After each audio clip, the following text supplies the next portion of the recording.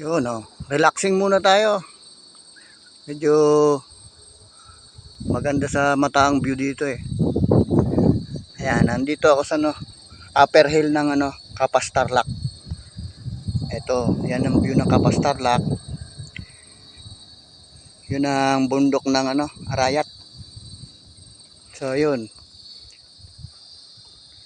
Yan yung bagong gawang tulay na sinira ng ng lahar. So yun yung Mount Pinatubo.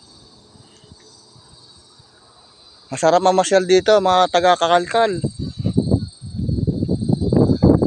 Ayan oh, ang ganda ng view. Masarap pumasyal dito. Mountain Hill. Yun, yan golf course yan. So yung bundok na yan, adobe pala yung bundok na yan. Yan yung sumangga sa lahar para hindi makapasok yung lahar doon sa bayan na yun. Doon sa lugar na yun. Kasi siya, matibay na bundok, adobe. So yan yung dinaanan ng lahar galing Pinatubo. So yan oh. Ganda ng view. Yan, diyan kami nag-stay.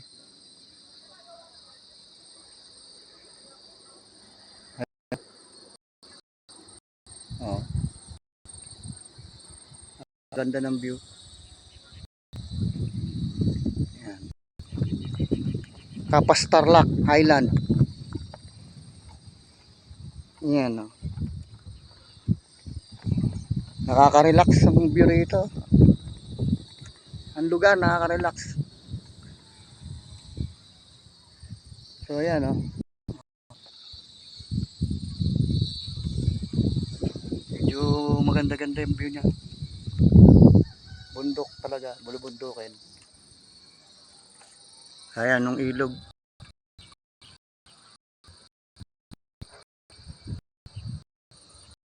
Oh, relaxing. Relaxing.